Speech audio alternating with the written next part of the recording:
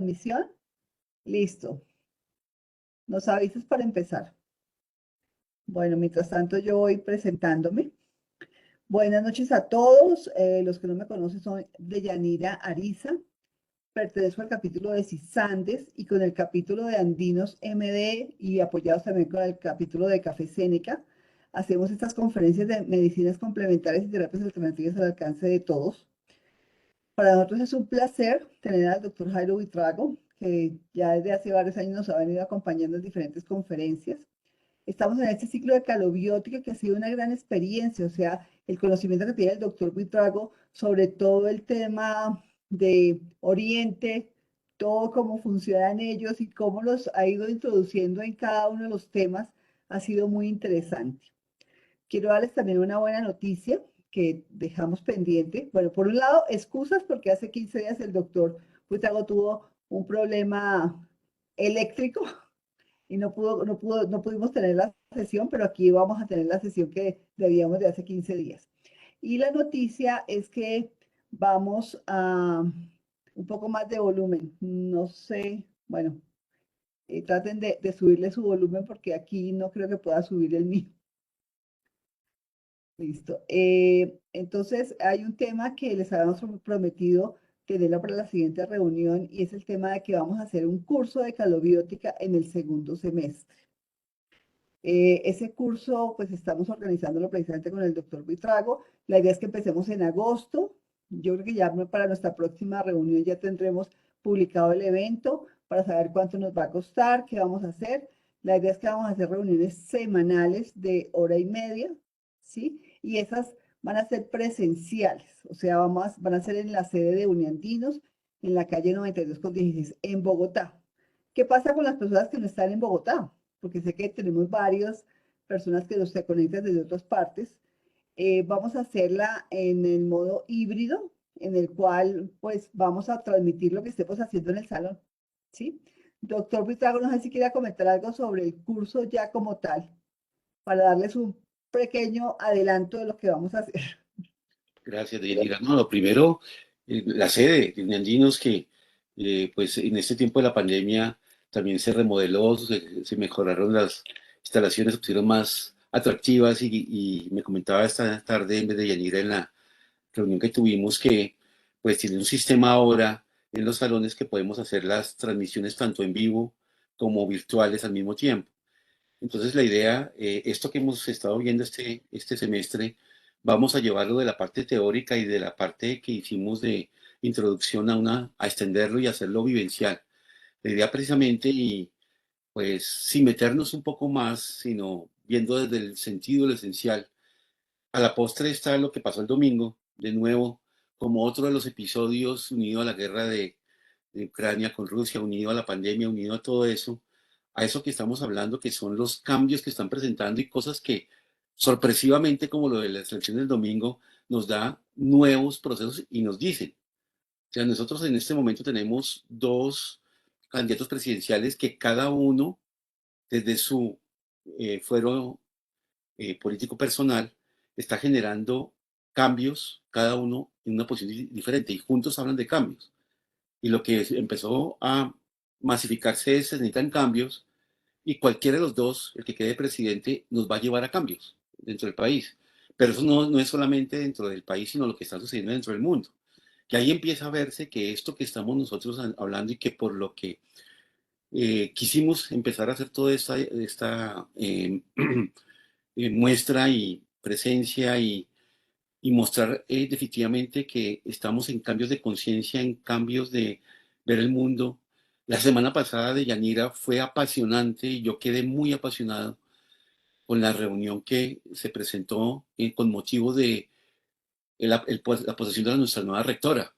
Nuestra nueva rectora de la Universidad de los Andes, en su discurso de posesión hablaba de empatía, ecuanimidad, hablaba de compasión, hablaba de benevolencia, hablaba de cómo llevar a los cambios a la Universidad de los Andes y volvía otra vez a referir lo que dijo el profesor Lacerna en su comienzo cuando hace 72 años comentaba sobre cómo se debía y la universidad era gestora de presente y futuro del país. Entonces la rectora hablaba de precisamente tenemos esa responsabilidad como Universidad de los Andes y como universidad que está sacando los mejores profesionales para que ellos sean el presente y futuro de Colombia precisamente. Entonces todo eso nos está uniendo cada vez más todo este proceso que estamos llevando, que es lo que se ha denominado calobiótica, calos bios, el arte de vivir, el arte de conocer y el arte de ver todo eso que está pasando, que solamente está para llevar a la evolución del hombre de un camino físico, un camino humanístico, espiritual.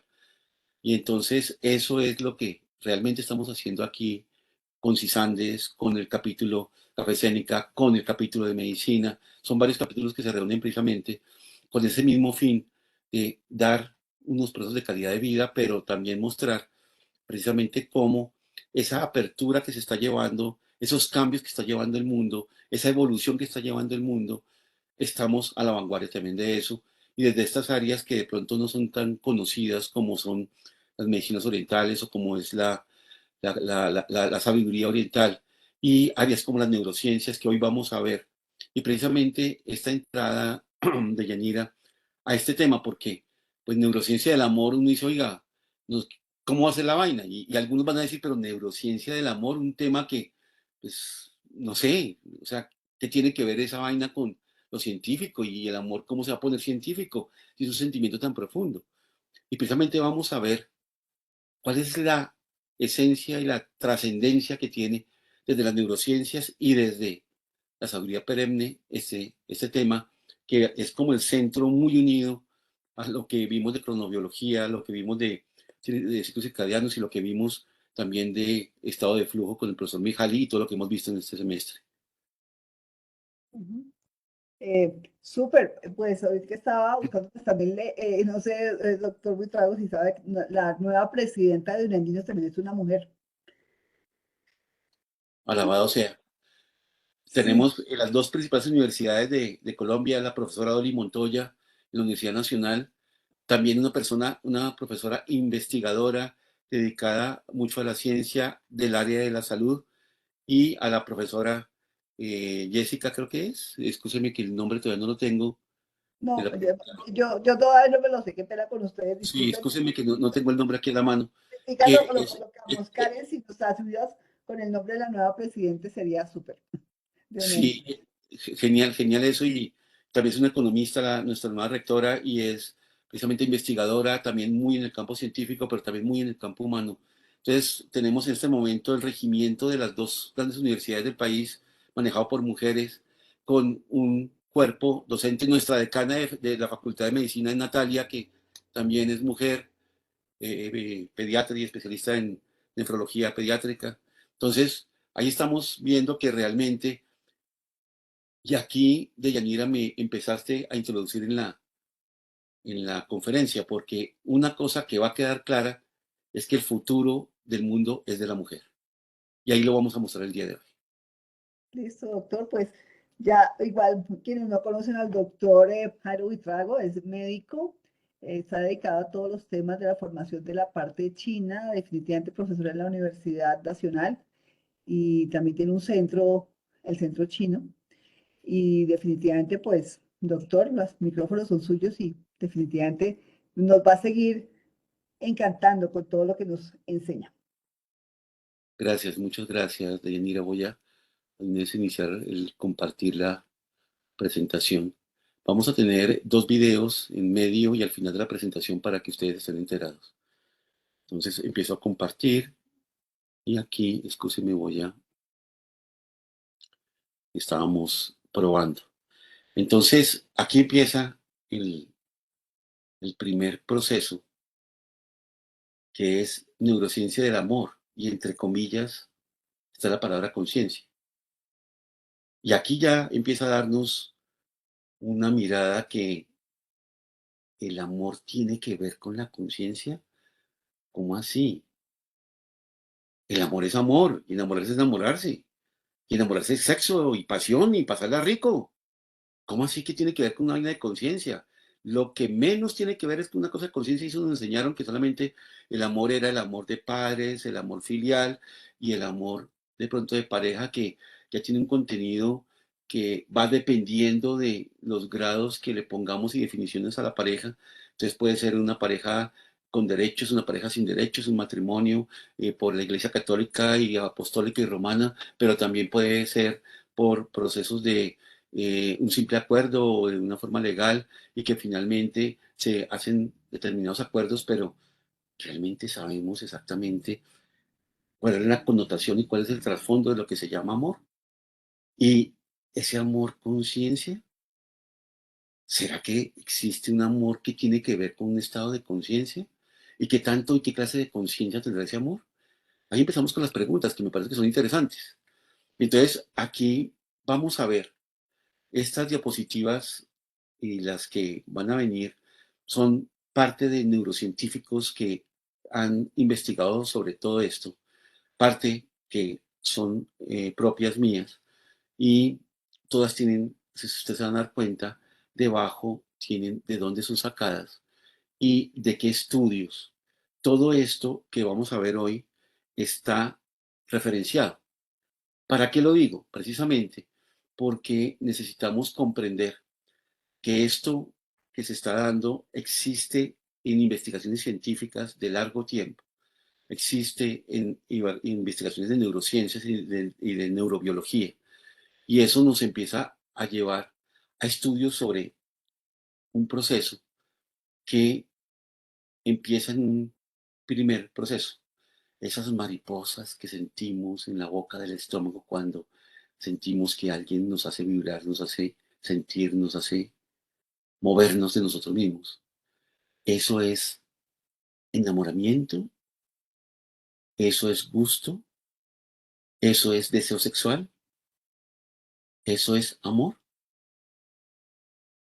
Cuando nos enamoramos en realidad no se ve al otro en su totalidad.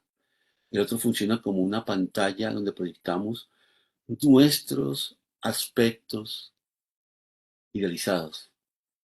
Dice Jorge Bucay, amarse en los ojos, con los ojos abiertos. Un libro del 2010. Es un investigador precisamente sobre el amor.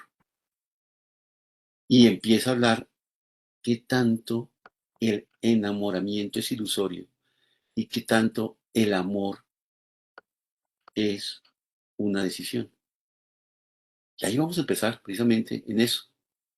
Y a la vez, investigaciones que se han hecho en las diferencias del cerebro entre hombres y mujeres, que nos empiezan a mostrar dónde está el amor, en qué parte del cerebro y de acuerdo a qué situación o qué estadio de nuestra capacidad en la primera vista, en la primera atracción, cuando llegamos a entrar en contacto, cuando llegamos ya a sensibilizarnos y querer que se haga frecuente ese estado de no querer perder a la persona con la que yo empiezo a sentir cómo empieza a funcionar en diferentes partes del cerebro, tanto en el hombre y en la mujer. Y vamos a ver eso es muy importante. La primera comprensión, la que siempre hemos llevado, tenemos dos hemisferios, hemisferio izquierdo y hemisferio derecho. Uno que se encarga de todo lo lógico, de todo lo mundano, otro, el derecho, que se encarga de todo lo intuitivo, de todo lo simbólico, de todos los analogismos, que manejan más el mundo inconsciente y el mundo intuitivo, por un lado. Pero fuera de eso tenemos un cerebro de hombre y un cerebro de mujer. Y vamos a empezar a ver hoy las diferencias entre el cerebro del hombre y el cerebro de la mujer. Y ver en esas diferencias realmente quién está, quién se enamora verdaderamente. Pero más que enamorarnos es quién está viviendo la vida, quién está de acuerdo a las zonas que van influyendo, que van más desarrolladas, que tienen mayor estimulación, van haciendo una penetrancia sobre lo que es ese arte que hemos nosotros denominado calobiótica, pero que se llama el arte de vivir realmente. Entonces, ¿el amor está en el cerebro? ¿El cerebro se enamora? Eso es lo que vamos a ver. Entonces, el amor tiene diferencia con el enamoramiento. El amor es una percepción real del otro. Habíamos hablado que el amor era un estado ilusorio, el enamoramiento, escúchenme, y el amor era una percepción real.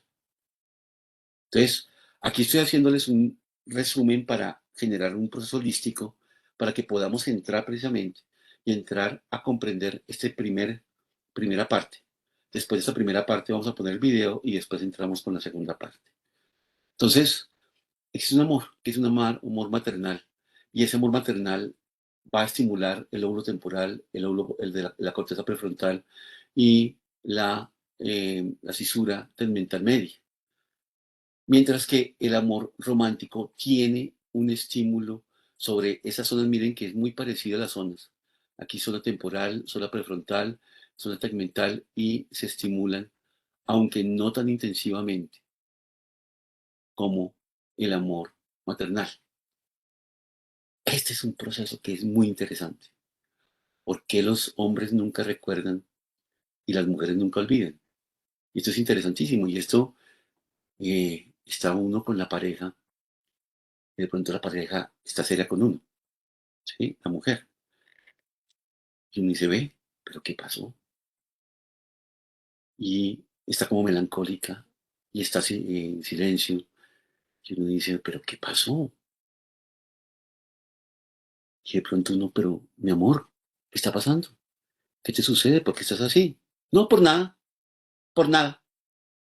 Pero es que te veo rara. ¿Y tú qué crees? Que lo que pasó el 14 de marzo de 1949, ¿qué fue?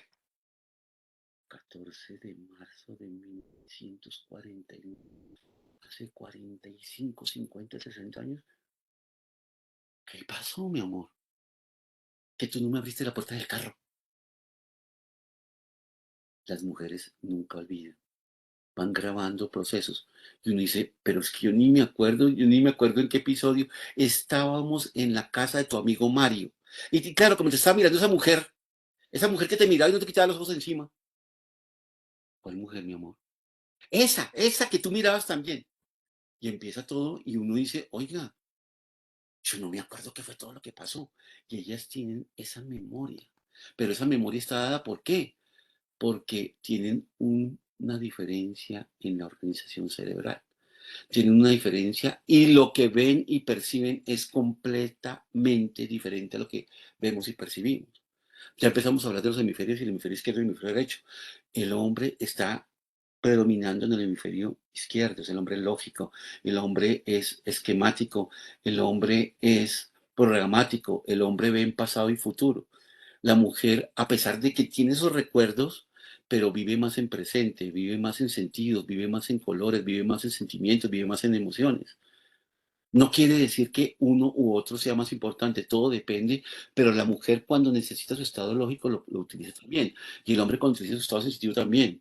Precisamente aquí empieza a haber un proceso que va por medio del cuerpo calloso, que es el que hace la interrelación entre los dos, la relación interhemisférica, que es el que está llevando, y este proceso ya empieza a tener un cambio.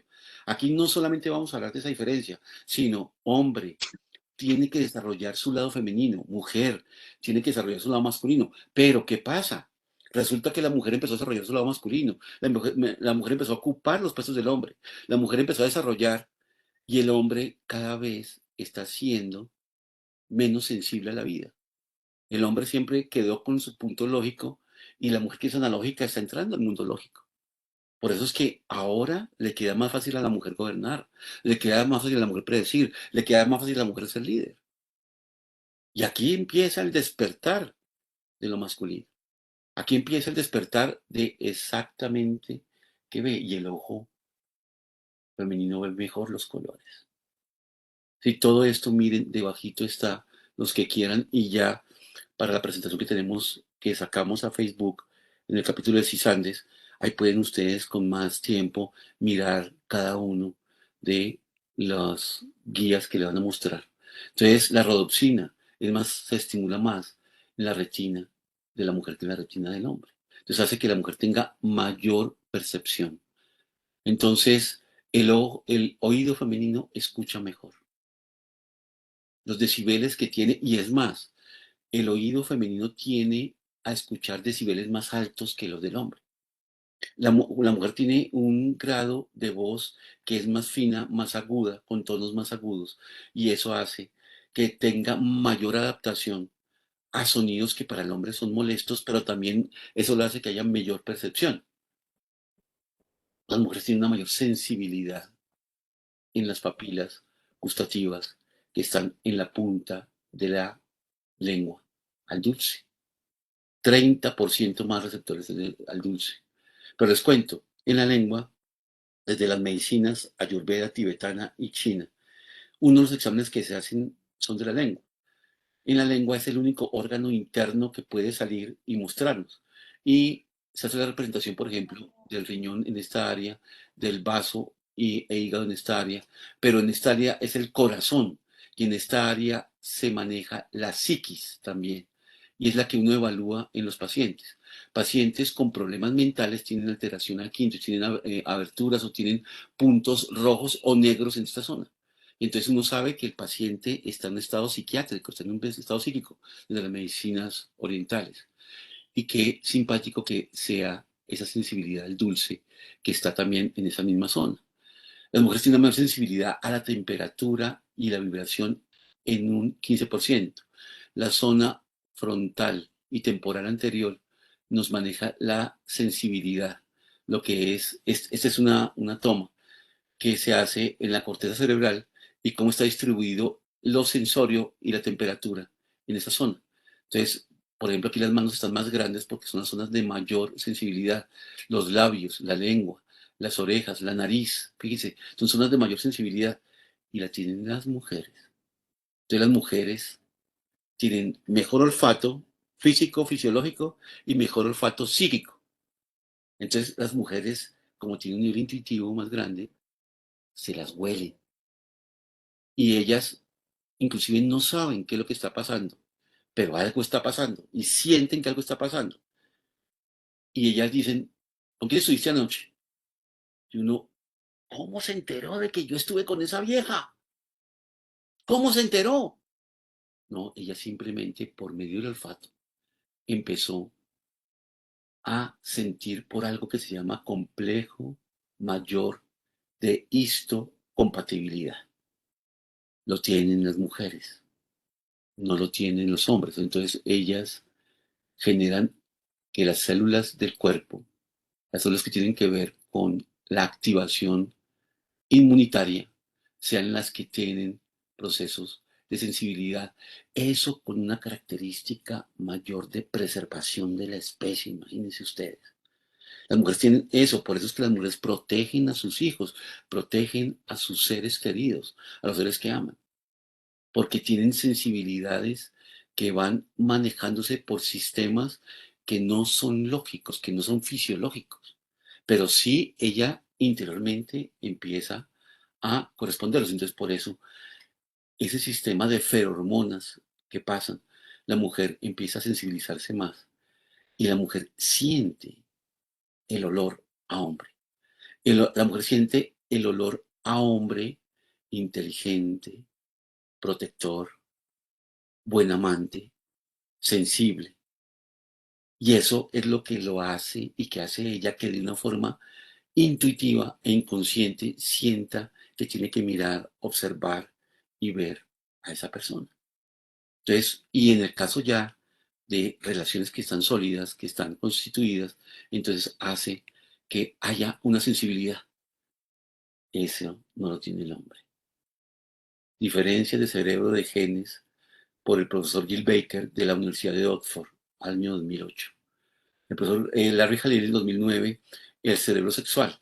Lo hizo la publicación en Scientific American Mind en el 2009. Entonces, fíjense que todo eso son investigaciones que se van haciendo en esa diferencia. Entonces, el complejo mayor de incompatibilidad es lo que hace que nosotros y más las mujeres tengan la elección de pareja. ¿Y por qué la eligen? Por la vida reproductiva. La vida reproductiva de la mujer, acuérdense que va más o menos a los 45 años, mientras que la vida reproductiva masculina va hasta los 75 años y más. Entonces, en eso la mujer ve ciertos procesos de atracción en el cuerpo, en la vestimenta y de rechazo, al igual. Y uno de hombre solamente está mirando esto y esto. Entonces, ahí empieza a haber un proceso muy hermoso. Nosotros vemos senos y glúteos porque de nuestro mundo instintivo e intuitivo son los sitios o los sectores donde se muestra que la mujer puede ser madre, puede procrear y puede nutrir a la procreación. La nutre con los senos y la pelvis ancha hace que haya mayores caderas y mayores curvas. Entonces, instintivamente, intuitivamente, el hombre busca eso, mientras que la mujer busca el hombre fuerte, el hombre inteligente, el hombre dinámico, el hombre con vivacidad en la mirada, y que preserve una buena salud, pero que también estéticamente sea armonioso, y por eso la vestimenta y el proceso de mirarle al hombre los zapatos, que es tan importante. En cuanto al tamaño, el tamaño del hombre es de 1350 del cerebro, el tamaño de la mujer es menor, 100 gramos. Eso no influye en absolutamente nada en la capacidad del cerebro. Ahora vamos a entrar dentro del cerebro, en toda esa intercomunicación y todo lo que tienen que ver con las hormonas que entran y la intercomunicación cerebral. Para que veamos, por ejemplo, que en estas, genéticamente, la diferencia genética de los hombres o las mujeres es diferente.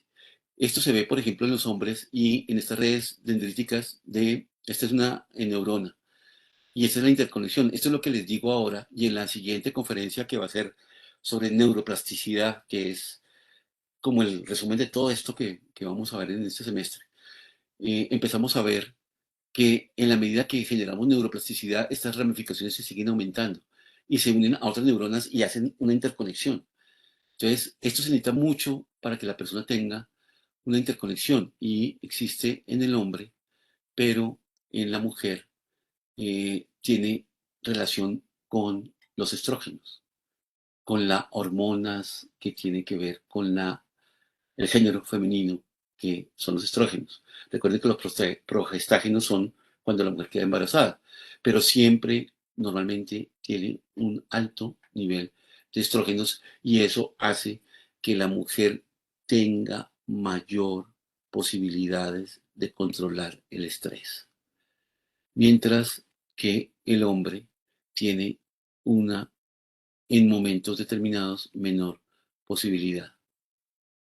En cuanto a los estrógenos, se ha demostrado que la mujer sufre de menos enfermedades neurodegenerativas precisamente por los estrógenos y menos descomposición cerebral, como el caso del Parkinson, del Alzheimer, que se muestran más en hombres que en mujeres. En el sustrato neuroanatómico también encontramos que el cuerpo calloso de las mujeres es 30% más grande en la mujer, que la corteza y el sistema límbico, que es el sistema que maneja los sentimientos y emociones, pues está más desarrollado en la mujer. El deseo sexual. En adultos, la autorregulación emocional es normalmente llevada a cabo por el circuito neuronal entre la región prefrontal y el sistema límbico. Fíjense que estamos hablando de región prefrontal. La región prefrontal, recordemos que es el futuro del hombre, el futuro de la humanidad, es donde está todo el sistema de cognición, pero el sistema de intuición, inconsciente, ¿sí? Precognición y todo lo que vamos a verlo más adelante en eso. Entonces, todo eso está más desarrollado dentro del cerebro femenino. A nivel del hipotálamo, recuerden que el hipotálamo es el sitio que está de interconexión entre la glándula pineal y la hipófisis, es de mayor tamaño en el hombre. La área preóptica, el núcleo supraquiasmático y el núcleo ventromedial. Recuerden que en el núcleo supraquiasmático están situados los sensores que hay que nos van a llevar a entrar en los ritmos circadianos que tiene el cuerpo y que tiene el medio ambiente. Y está más desarrollado en el 10 al 15% del hombre. La amígdala cerebral está en mayor tamaño en los hombres. Fíjense que la amígdala cerebral tiene que ver con las emociones y tiene que ver con los complejos de miedos, que están más desarrollados. La amígdala izquierda está más desarrollada en las mujeres. El BTA y el locus coeruleus está más desarrollado también en las mujeres. Y está en mayor tamaño, al igual que las mujeres.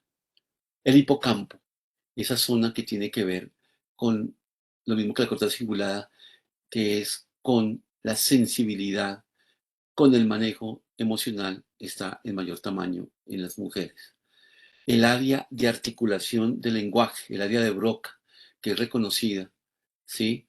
Hace que las mujeres lleven de 25.000 a 32.000 palabras por minuto, mientras que los hombres, perdón, por día, mientras que los hombres van de 12.000 a 15.000 palabras. Y eso se nota. Y ustedes, damas, díganme si no. Mi amor, ¿cómo te fue? Bien. ¿Cómo estuvo el día? Bien. Ay, y tú figúrate, ¿te acuerdas de Claudita? La que trabaja conmigo. ¿Te acuerdas de que Claudita tenía el esposo y el esposo no sé qué? Imagínate que el esposo llegó y empezó a trabajar con Petro y entonces, imagínate que Petro y empieza y ella en ese momento le cuenta a uno toda la historia de Petro para hacer referencia a su amiga, que su amiga es el esposo de la amiga y nosotros solamente decimos, sí, bien.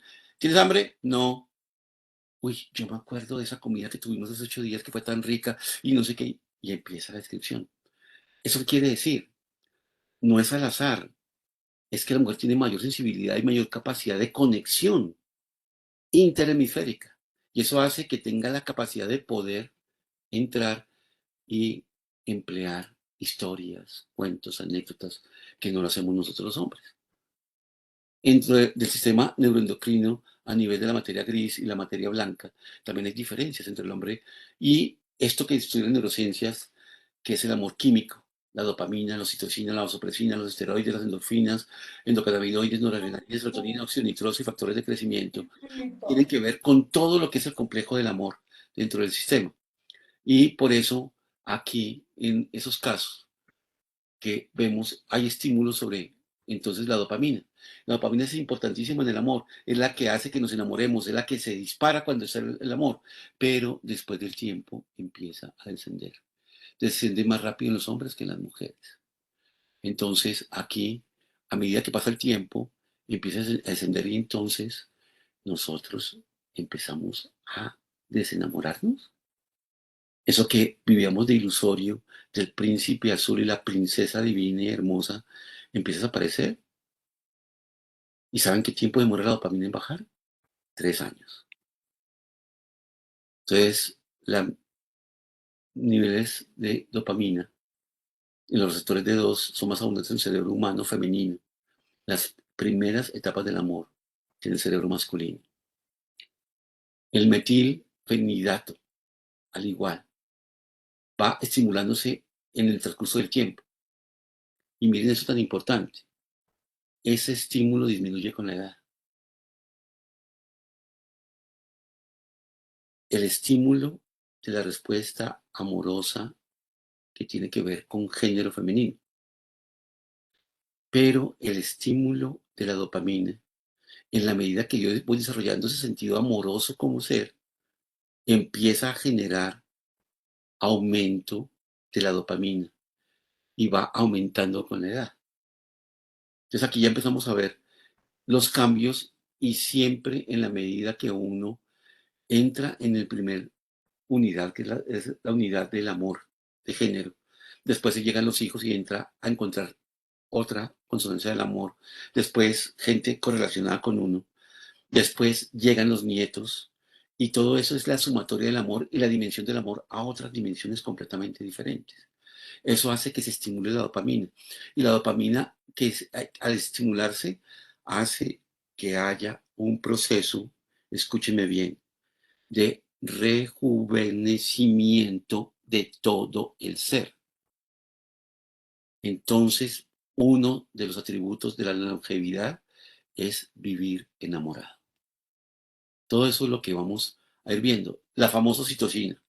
Ahora la oxitocina la meten inclusive en la comida, en todas partes, entonces ya hacen promoción que hay alimentos con oxitocina y que se los coma más porque la hormona del amor.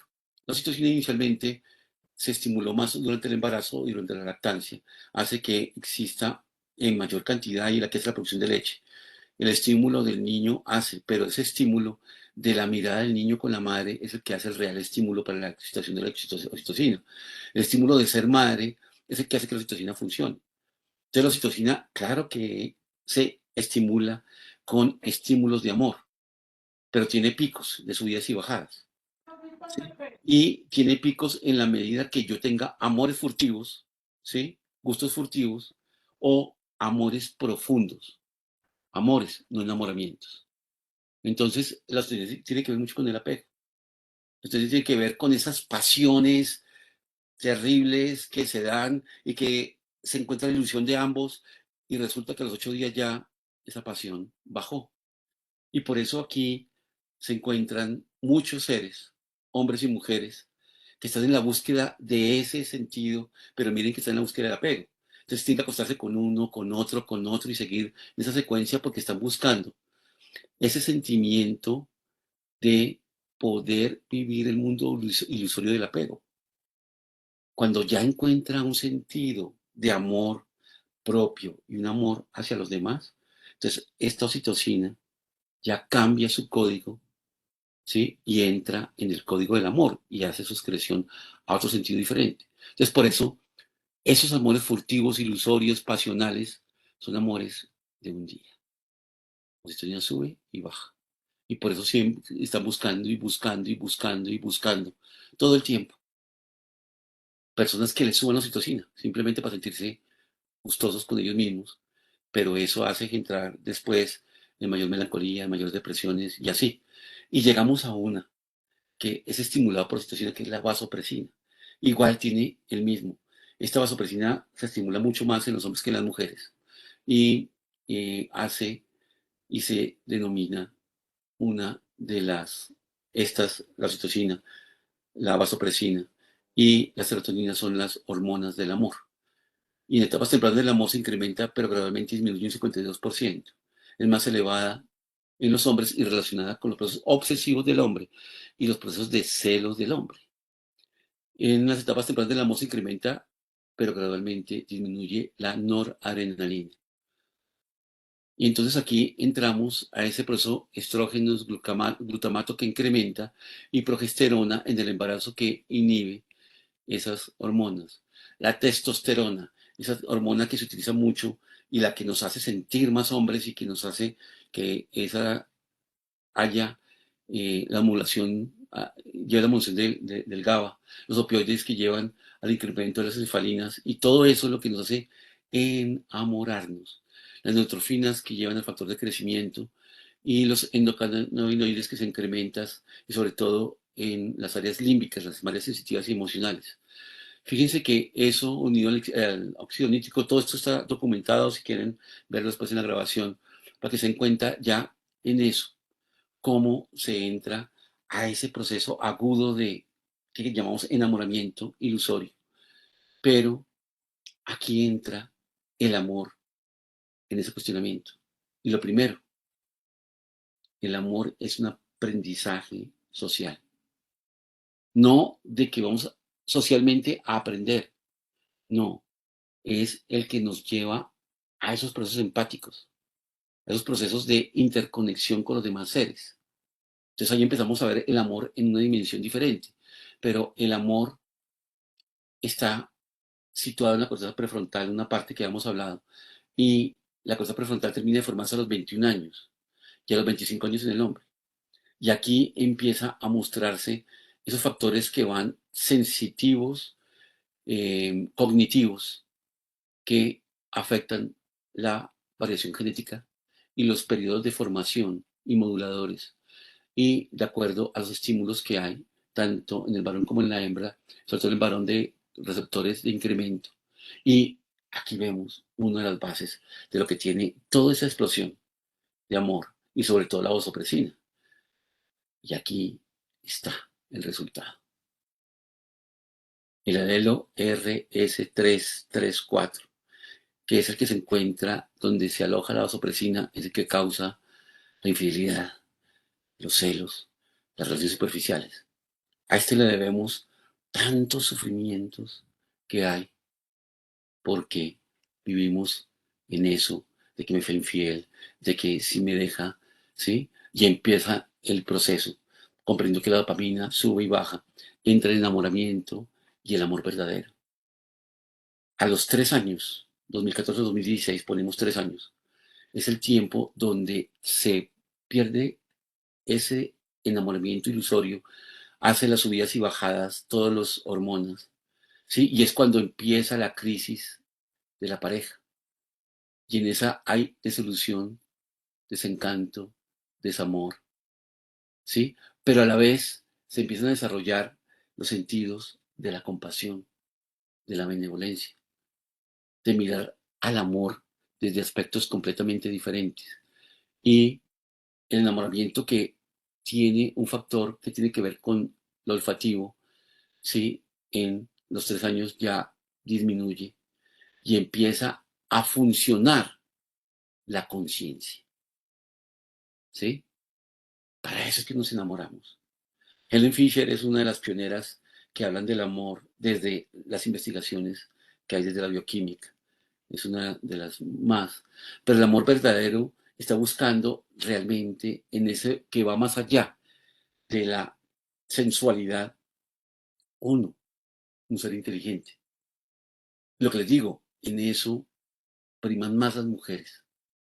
Un ser que sea reconocido socialmente, socialmente, que socialmente tenga interacción, un ser que sea apreciado. Esto precisamente lo hace Larry Cahill en una investigación sobre el cerebro sexual precisamente.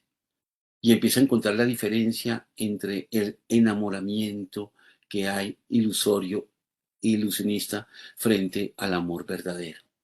Cuando se enamora uno por esa parte de cómo piensas, cómo vives, cómo entiendes la vida, cómo ves, cómo amas y cómo te aprecio en tu sentido, y ahí empieza a mostrarse que enamorarse es amar las coincidencias, amar es enamorarse de las diferencias. Y ya cuando la pareja entra en esa crisis y empieza a comprender, hay parejas que demoran mucho más años. Ahora, en estos procesos, digamos, se está dando que en la salida de los hijos de la casa está llevando una crisis matrimonial porque se llevó a que la mujer era hija, de hija pasó a novia, de novia pasó a esposa, de esposa pasó a mamá, y terminó ya todos esos ciclos, y de pronto un día se da cuenta de que no ha sido ella misma. Y empieza una crisis interna que es la que está llevando en ese momento a ese gran número de divorcios entre los 40 años y los 50 años, que han aumentado cada vez más por ese sentido que tiene la mujer de querer hacer valer su proceso que no ha podido verse en ella misma. Pero cuando eso se ha tenido y se ha pasado la crisis y se ha podido superar en encontrar diferencias, entonces entramos a otro campo completamente diferente. Voy a pasar el primer video para que ya nos adentremos ya en lo que es propiamente la conferencia. Entonces, me voy a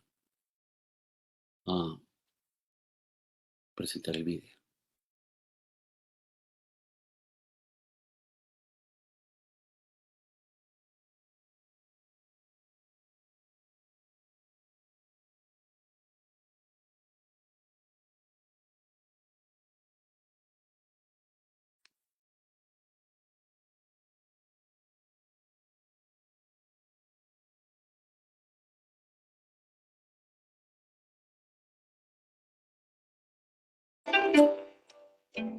Soy la doctora Castellanos e investigo cómo el cerebro se comunica con el resto del cuerpo, con el resto de los órganos.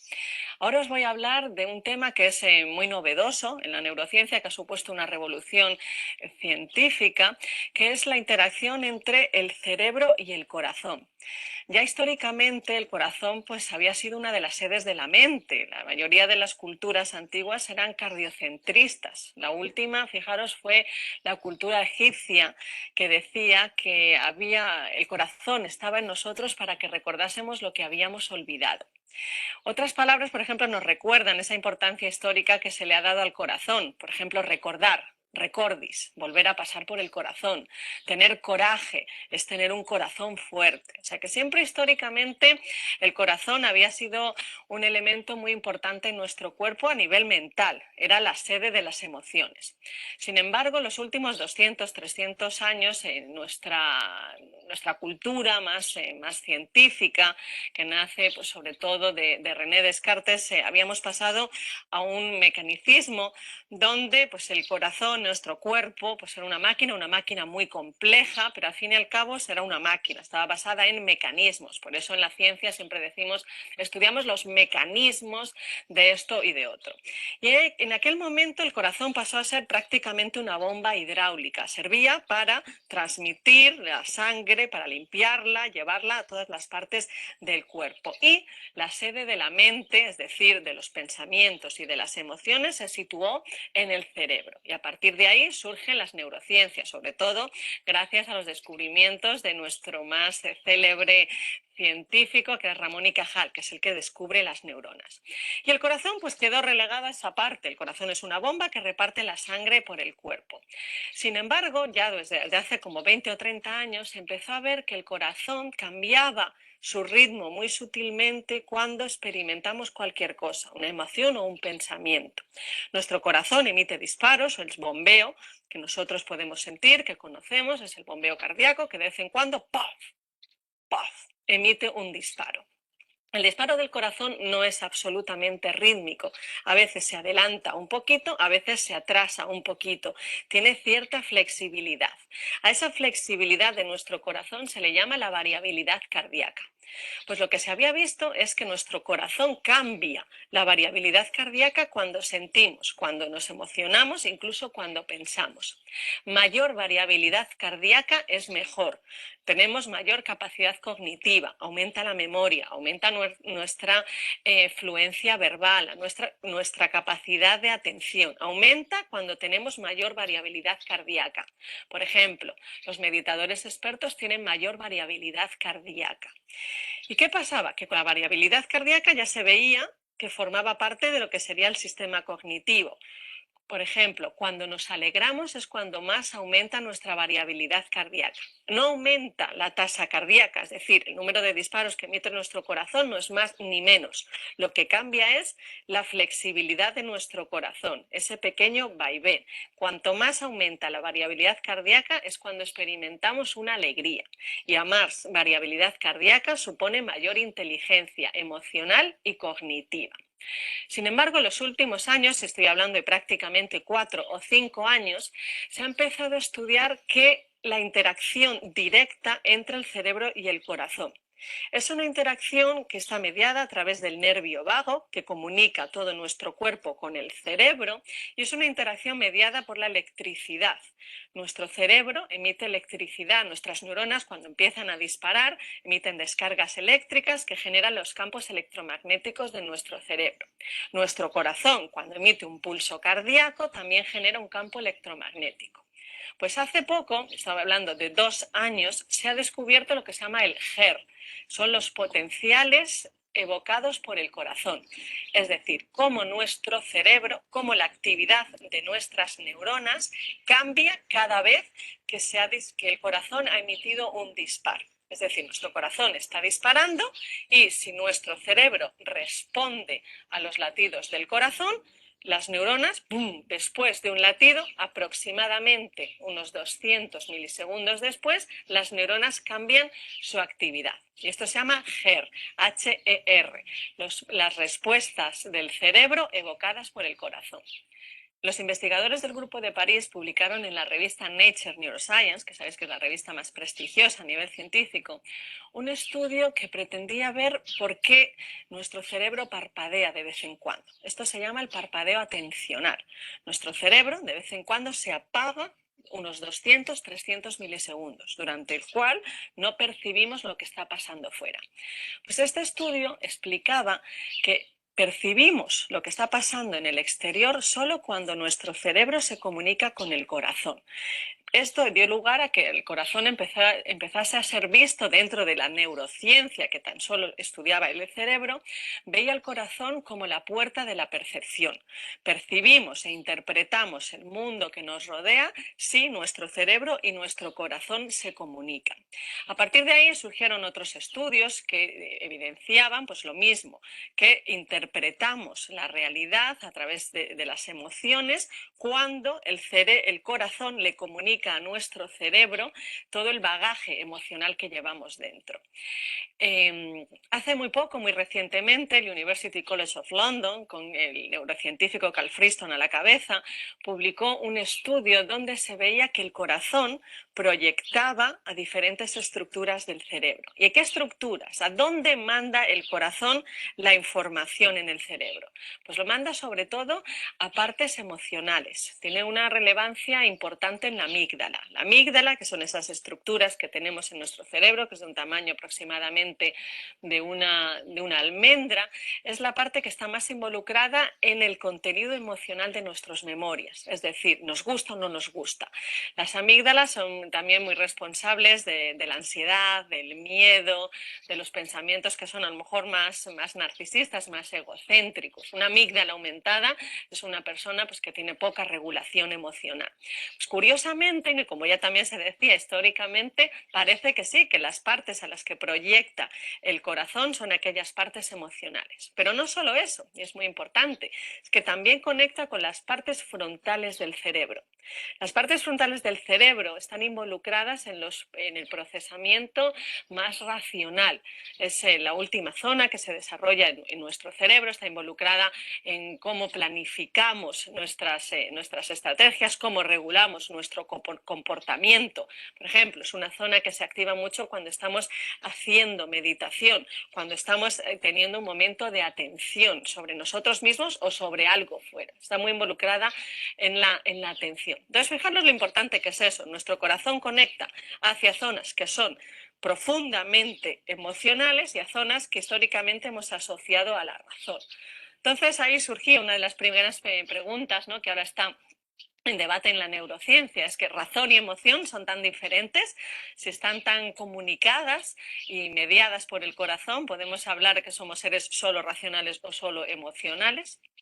Y esto llevó a otro estudio que fue muy famoso, que se publica en la revista Journal of Neuroscience, también muy prestigiosa, que tenía como mensaje lo siguiente: cuanto más se comunica nuestro corazón con nuestro cerebro, más pensamos en nosotros mismos. Y eso es algo que nos hacía pensar. Entonces, el cerebro y el corazón efectivamente se tienen que comunicar para que nosotros percibamos el exterior. Pero más comunicación no es siempre más saludable. Menos comunicación corazón-cerebro tampoco es saludable, porque hemos visto, por ejemplo, que en pacientes con enfermedad de Alzheimer o deterioro cognitivo se pierde la comunicación entre el corazón y el cerebro. Pero más comunicación cerebro-corazón nos hace ser personas que pensamos mucho desde la perspectiva personal, mucho desde el yo, desde nuestro ego.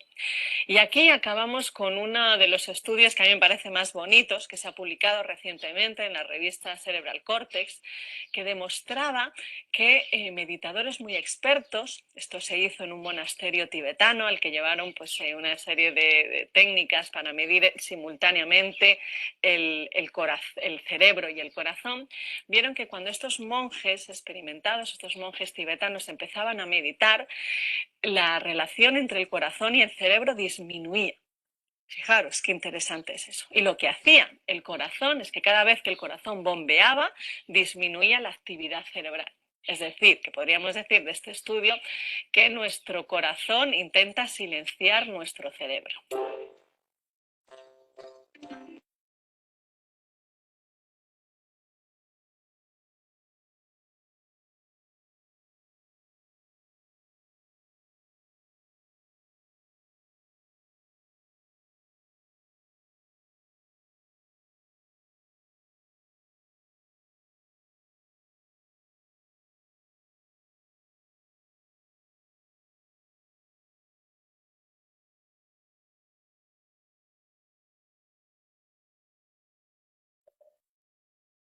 Bueno, muy bien.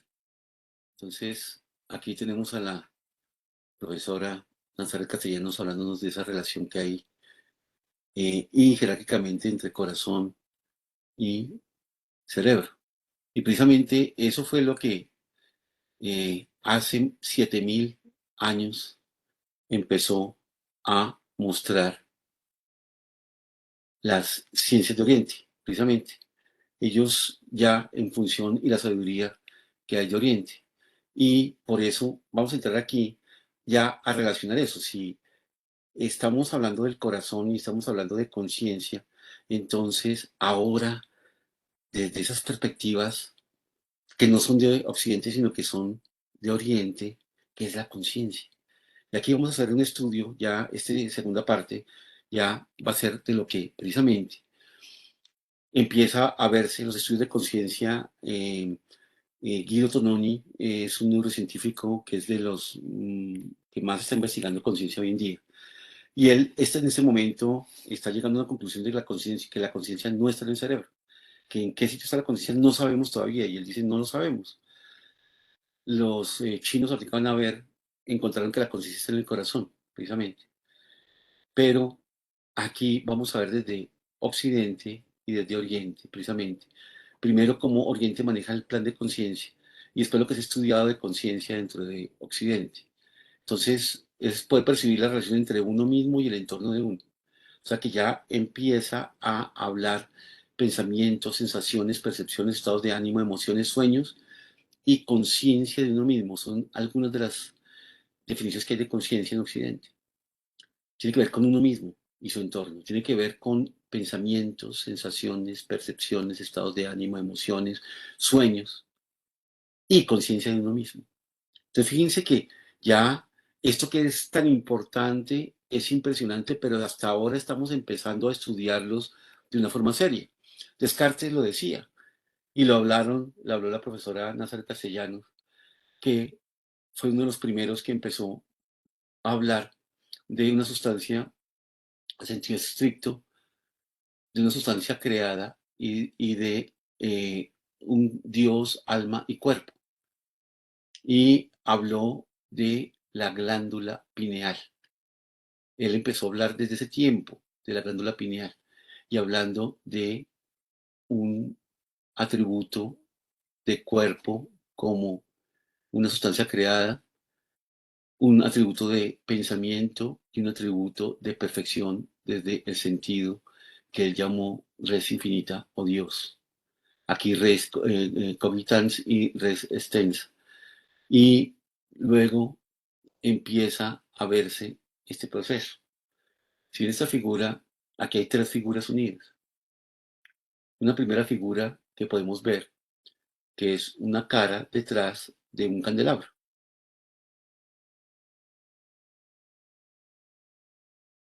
¿Sí? La segunda figura, si ya cambiamos el hemisferio derecho, aquí está la frente. Aquí están las cejas de una mujer que está mirando hacia allá. Aquí está el ojo. Aquí está la nariz de la mujer. Aquí está su boca. Esta mujer está mirando para allá. Ahora esta mujer está mirando para allá. Entonces, de pronto está siendo invertido, escúcheme si está invertido, pero una mira para un lado y otro, y aquí está la frente de esta segunda mujer, las cejas, los ojos, la nariz. Entonces, esto es lo que nosotros percibimos. Desde el punto de vista lógico, vemos la primera, que es una sola mujer mirándonos y un candelabro, y la segunda, el candelabro ya se diluye para darnos dos mujeres que están de lado. ¿Sí? Y si empezamos a dejarnos llevar, empezamos a entender las dos miradas, hemisferio derecho, hemisferio izquierdo, en procesos permanentes. Eso es lo que finalmente son estados de conciencia. Entonces, la conciencia es una filosofía, es un proceso científico, y aquí, de acuerdo a la mente y la complejidad de la mente, es un cuadro hecho de la evolución de la conciencia, cómo ha venido la evolución de la conciencia del ser humano a llegar hasta el Homo sapiens y cómo ha habido una purificación de la atención en lo sensorio, en comunicación y lenguaje, y aquí ya empieza a mostrarnos intuición y es lo que viene, y aquí viene siendo una interrogación, ¿qué viene en la conciencia de evolución del ser humano? Desde la medicina tradicional china se habla que existe un consciente, subconsciente, preconsciente y posconsciente. Esto es gracias al profesor Lavier, es un médico tradicional, odontólogo tradicional chino, perdón, francés, que hasta los años 80, en los años 80 fue el punto donde él fue muy famoso en Occidente. Inclusive tiene una estatua en la Universidad de Yunnan, donde yo estudié medicina tradicional china, que en honor a él y a su promoción de la medicina tradicional china. Tiene un libro que se llama Medicina China, Medicina Total. Profesor Lavier, se consigue fácilmente en librerías. Y aquí habla cómo es la mente según la tradición china. Entonces, habla de un consciente que está en un proceso de iluminación que está embebido entre la razón y la intuición. Habla de un preconsciente donde se guardan los recuerdos que son lo que nosotros tenemos desde otras vidas y al nacer y que vamos llevando por la familia, por la educación, por la religión, por nuestros conceptos personales de donde vamos haciendo nuestro ego. El ego se hace en el preconsciente, que luego en medio de la intuición y la razón se hace en el consciente y es donde entra el estado de conciencia e iluminación para pasarlo luego al posconsciente. Perdón.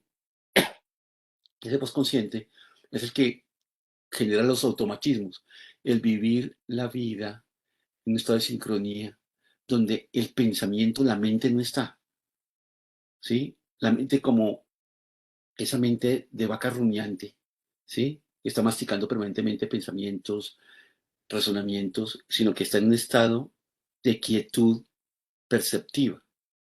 Y eso, y de limpieza, que hace que entre la razón y el olvido, entra el subconsciente, que es la contrailuminación, que es donde es el garbage, la basura que se bota de lo que no me sirve a mí como ser, porque me sirve solamente el proceso que viví.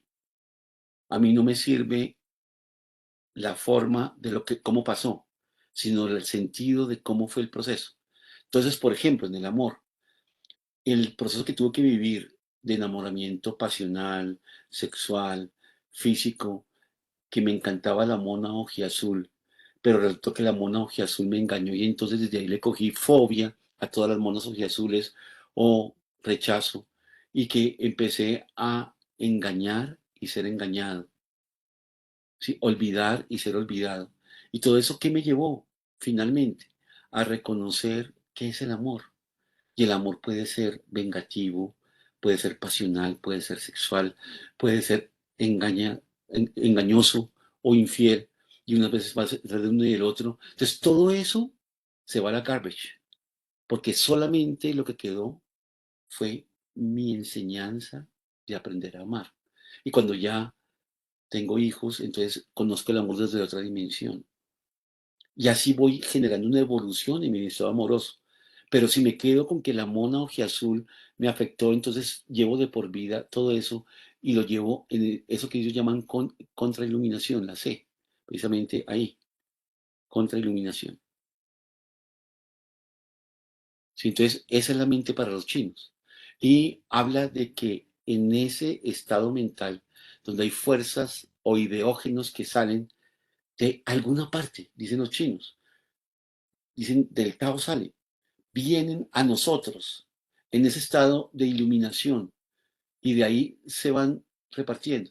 Yo les cuento, por ejemplo, en este estado de recuerdos, he tenido varios pacientes que en el transcurso del tiempo con las terapias me dicen, doctor, yo pensaba y sobre todo me acuerdo de una que me decía, doctor, se levantó de la terapia, después llevamos como un año de tratamiento y me dice, me di cuenta que llevo, en este momento que llevo 15 años peleando con mi hermano. Y hoy me doy cuenta que son por pendejadas, doctor. Salgo de aquí para la casa de mi hermano a reconciliarme con él. O sea, los ideógenos vuelven a hacerle a uno. Si hay cosas que uno dejó del pasado, que llegan en un momento al presente y vuelven a hacerle releer en el presente, en otro estado de conciencia, lo que fue un recuerdo que me llevó y me bloqueó. Y se hace terapéuticamente y se libera el proceso. Todo eso es en los ideógenos. Y eso desciende al mundo emocional como fuerzas emocionales indiferenciadas, que ante estímulos externos desarrollan las 4 emociones básicas: cólera, alegría, tristeza y miedo. Pero que eso está comandado ya a nivel que es la relación que hacen exterior-interior. Aquí estamos hablando de cronobiología o ciclos circadianos, con lo que sucede en la primavera en el este, el alma Jun, que tiene que ver con el proceso de comunicación de materia-espíritu.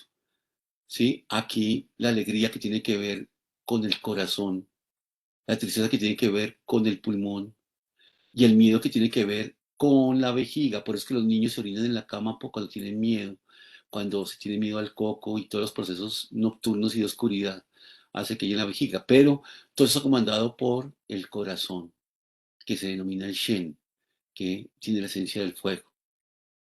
Dentro de la medicina Ayurveda están los tres doshas, el dosha Vata, el dosha Pitta, el dosha Kapha.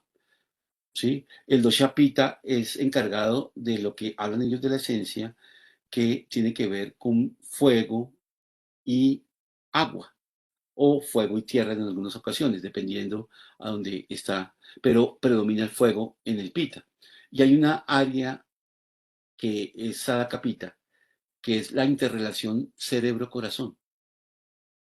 Aquí en la anterior estábamos encontrando la relación del corazón como centro de todo ese proceso por medio del Shen, que es lo que se denomina conciencia. En la misión de Ayurveda empieza a hablarse de esa relación que hay entre corazón y cerebro, y se habla que va llevándose por la percepción que viene desde el corazón. El corazón puro, bello y verdadero encuentra la realidad y en estados esenciales entra al cerebro y llega a conocer la verdad. Y esa trilogía se va llevando. En la medida que mi percepción es errada, mi realidad va a ser percibida errada y la verdad que voy a encontrar es otra cosa. Entonces, fíjense que aquí, medicina tradicional china, pensamiento chino, habla de la relación corazón, todo el ser y corazón-cerebro. La medicina ayurveda habla también de esa relación corazón, y esto estamos hablando de 7.000 años y 5.000 años. Entonces, aquí, todo lo que es la tradición y sobre todo la religión yogacara habla de las 8 conciencias. Simplemente les voy a pasar esas conciencias aquí que vemos de una diferencia entre olor, oliendo, sabor, gustando, tacto, tocando. Una cosa es diferente. Por eso oír y escuchar es una cosa, ver y mirar es otra cosa, completamente diferente. Oler y percibir el olor es otra cosa. El saborear y gustar es otra cosa, y el tacto y el tocando es otra cosa. Ya pertenecen a estados de conciencia diferentes, pero ya en el pensamiento hablan de la conciencia mental con procesos de ideación, ya de la conciencia engañada, que es el aferramiento o el ego, que tiene que la emoción perturbadora o actitud, y luego a la pura, que es la conciencia plena, que es la conciencia reflexiva y la mente propiamente. Aquí los diferentes niveles. Aquí voy a pasar muy rápido simplemente para que tengan ustedes la información simplemente de lo que se ha hecho de estudios para evaluar procesos cognitivos.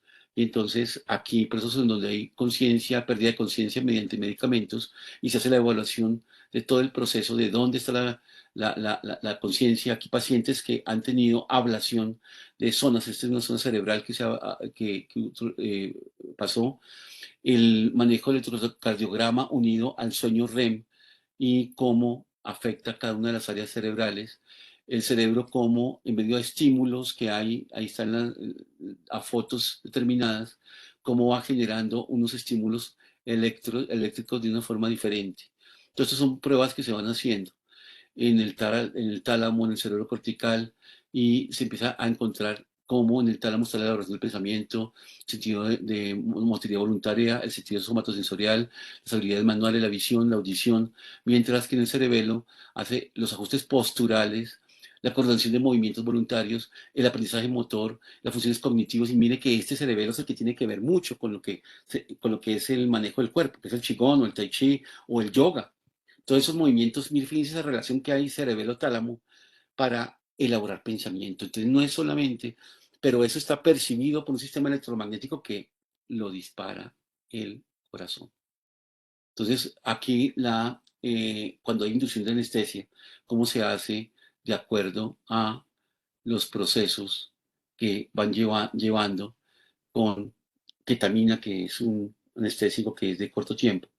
Y se hace preguntas algunas veces a las personas cuando no terminan en un estado de no conciencia, sino pueden quedar en un estado de dormimiento y le preguntan uno dónde está usted. Y se hacen juegos con el estado de conciencia. Aquí el espectro que hay de el proceso que va llevando el ser, de acuerdo a la resonancia que va llevando, a lo que se llama banda pasante del ser. Y fíjense que aquí empieza los procesos con memoria, empatía, intuición, condiciones culturales, conciencia colectiva, telepatía, ¿sí? Visión remota, salud remota, telequinesis, el proceso de reencarnación, conocimiento universal, y ahí va todo ese proceso de lo que es el manejo de lo que se está dando a procesos de conciencia. Esto es pruebas que se hacen. Ustedes ven ahí inicialmente, solamente va llegando y no ha cambiado la imagen, no se ha hecho nada, es una imagen estética, pero ustedes empiezan a ver cada vez los puntos más definidos, más definidos, más definidos, más definidos, ¿sí? Pero si se ponen atención de pronto a la cruz, desaparecieron. Y van desapareciendo, entonces pónganle atención a la cruz. Y vean cómo inicialmente se veían los puntos muy nítidos, y en la medida que se pone atención a la cruz, las bolas desaparecen. Y el espacio queda en blanco. Todos esos son niveles de conciencia. Y lo que hablamos, que traje a rememoración, el reloj biológico, cómo influye los relojes circadianos en todo eso, cómo todo eso tiene que ver con procesos inmunes, de cognición, de coordinación motora que van llevados por espacio-tiempo, que es lo que hemos denominado la sincronicidad, y se han denominado las diferencias que hay en el pensamiento de los occidentales y los chinos. ¿Sí? Estas investigaciones que está haciendo en las diferencias de cómo se ven cada uno. Entonces, el yo centrándose en la identidad personal, mientras que los filósofos chinos enfatizan la relación entre el yo y los demás. El pensamiento filosófico diferente del yo está asociado con distintos estilos cognitivos de autorrepresentación, es decir, el yo independiente en Occidente y el yo interdependiente en el pensamiento chino. Estudios recientes de imágenes cerebrales encontraron que los occidentales emplean la corteza prefrontal medial para representar solo al yo individual, mientras que los chinos utilizaban la misma área del cerebro para representar tanto al yo como a los demás, proporcionando una base neuronal de las diferencias culturales de autorrepresentación.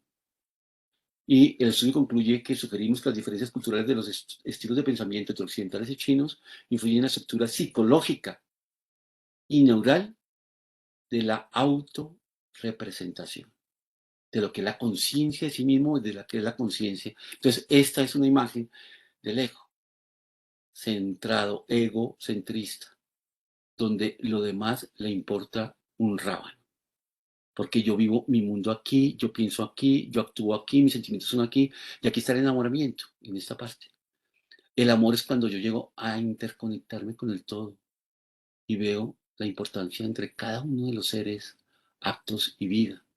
Y comprendo que la vida es sagrada. Y comprendo que soy responsable de cada segundo de mi vida. Responsable de cómo la vivo, cómo la siento. Y lo que yo programe en mi mente y en mi corazón, eso voy a responder en la naturaleza. Si yo programo que esa fuerza inconmensurable del universo, ¿sí? Que está dada precisamente, como decía el profesor Jung, ¿sí? ¿Cómo podía yo explicar que un pueblo espiritualmente tan elevado como el chino no hubiese materializado ninguna ciencia? Y empezó a hablar de la ciencia, precisamente, y en el famoso libro de I Ching. ¿Sí? Ese es un curso que yo doy, es un curso que demora 2 años, que es apasionante, apasionante, y cada vez yo soy el que más me apasiona. Los alumnos están apasionados, pero yo, porque empieza, y ahorita estamos viendo ese principio, como el principio de sincronicidad. Ahí lo hablaba y lo decía que el pueblo chino es el que sabe. Entonces, estos 25 años que he tenido de presencia, de vivencia, de estar viviendo ya en ese estilo, haber cogido la mente china, es el que me sirvió ahora, y con el agradecimiento y bendición a mi maestro Lu Chong Hong, 87 años, y usted lo ven, y es un hombre que tiene la vitalidad, da vueltas en el aire todavía como de 15 años, maestro de energías internas, todavía recibo clases con él, yo recibo más o menos 8 horas de clase a la semana con él, tanto de principios de I Ching como principios de medicina, como principios del arte del Qigong, de la energía interna. Y eso me ha ayudado a comprender esto que dice Carl Jung de la sincronicidad. Y eso es lo que quiero que hagamos en el curso. Ya tenemos muchas cosas no teóricas, que es de conciencia para entrar en ese paralelismo casualmente inexplicable, que es llevado de símbolos, pero aquí ustedes lo conocen, todo este proceso de Fibonacci, todo este proceso de fractales, que los patrones Da Vinci lo hablaba, patrones similares, y es el avance que hay en la física y en la física cuántica de los fractales que ha sido Mandelbrot en el 65 empezó con todo el cuento de fractales y esa resonancia y esa sincronía que tiene todo el universo permanentemente. Esto está manejado, todo esto está manejado con la energía del amor. O sea, la energía del amor es la que hace que haya un orden implícito, como decía Bohm, donde todo tiene movimiento, no es lineal, sino es una armonía que hay en toda la naturaleza, armonía. Y Einstein hablaba también en su teoría de la relatividad, de la no linealidad de la naturaleza, precisamente. Estudia la formulación de reversibilidad e intercanjeabilidad del espacio y del tiempo. Ahí empieza a ver en que el espacio y el tiempo se unen en uno solo y que el mundo no es lineal, es un mundo totalitario, con un orden sutil que está dentro de cada uno de los procesos. Pero el pensamiento chino se edifica sobre el efecto de la sincronicidad, ¿sí? En Occidente desapareció de Heráclito hasta que percibimos de nuevo con Leibniz, que entra otra vez a hablar de la dialéctica y de todo el proceso. Y pues Wilhelm Reich, que es el que hace la traducción del chino al alemán, acompañado de su maestro, un profesor que era cristiano, que había sido un gran monje y que vivieron más de 20 años en China para hacer la traducción al alemán. Del alemán ya sale la traducción al español, que es la que tenemos nosotros, una muy buena traducción. Entonces, los antiguos chinos comprendieron que si querían sobrevivir tenían que someterse a las leyes de la naturaleza y empezaron a ver esa relación que ya la vemos nosotros con los ciclos circadianos del día, de la noche y de todos los procesos y los ciclos y las estaciones para encontrar en esa sincronización de lo exterior con lo interior. Eso es lo que viene la nueva mente del hombre, y la evolución de la mente viene a eso, a nivel de toda la corteza prefrontal, como el saber esa interconexión entre lo celestial, lo terrenal y lo humano, para entrar en ese complejo que aquí está lo que se hablaba en ese proceso que el profesor Calixto, Eduardo Calixto en México, el neurocientífico que habla muchísimo del amor, y todos los profesores que han habido, la profesora también Hauser, de cómo el amor son opuestos que vienen a generar una unidad, una unidad. El amor son dos opuestos, negro y blanco, pero que tienen en su esencia ese blanco algo de negro porque está en su esencia fundamental, y el negro algo de blanco, y empieza a conocer en base a eso que eso blanco es una complementación, no una oposición, y entro en esas oposiciones a entrar. Y entonces aquí los chinos dicen el corazón de la morada del Shen. El corazón es hace el control de actividades mentales, hace las manifestaciones vitales y las ganas de vivir, hace el proceso de la conciencia, el de las corazonadas. Un corazón normal o una conciencia normal, ¿sí? Hace que el espíritu esté claro. Fíjense, corazón, Shen normal, espíritu claro, memoria claro, sueño claro, reflejos rápidos. Todo eso pertenece a los planos ya cerebrales. Un Shen normal lleva aturdimiento, déficit de memoria, insomnio, irritabilidad y todos los complejos de las psicopatologías que tiene el ser humano. Entonces, eso es.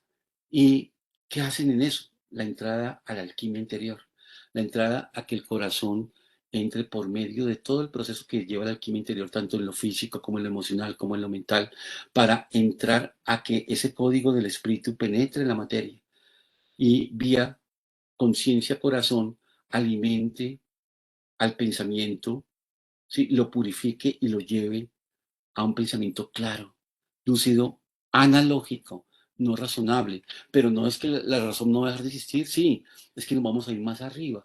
Y esa es la conciencia de la humanidad. Va un plano más arriba en sus niveles de conciencia. Y aquí se dieron cuenta. Neurociencia lo está diciendo. Lo dicen hace 5.000, 7.000 años los chinos, los indios. ¿Sí? La sabiduría perenne lo está diciendo. Lo que estamos haciendo es recoger precisamente todo eso que se está hablando, que se está diciendo, y concibiendo esos cambios que está dando la humanidad en este proceso de la alquimia interior. Entonces, ahí estamos. Esto era lo que les tenía yo para el día de hoy. Espero que haya sido de su agrado para que podamos precisamente generar, pues, ese entendimiento de lo que es la neurociencia del amor. Entonces, para que nos cuentes, Deyanira. Doctor, como siempre, pues muchísimas gracias. Excelente la conferencia, nos dejó, mejor dicho, como boquiabiertos como siempre. Muchas gracias, qué bueno. Sí, Aquí tenemos no preguntas y sé, respuestas. sí, no han escrito ninguna pregunta en el chat. Si quieren escribir sus preguntas en el chat o abrir su micrófono y hacerlas de viva voz, con todo gusto el doctor Buitragos las puede resolver. Sí, nos encantaría mucho que fuera de viva voz y que abriera la cámara porque eso también va a hacer que entremos en... Yo sé que Pachito está que se hace una pregunta, Francisco Borges, y él puede empezar a hacernos preguntas que nos van a generar mayor apertura. Si vayamos preparándonos para el curso del segundo semestre, para podernos ver. Entonces, quien quiera compartir su cámara, bienvenido sea.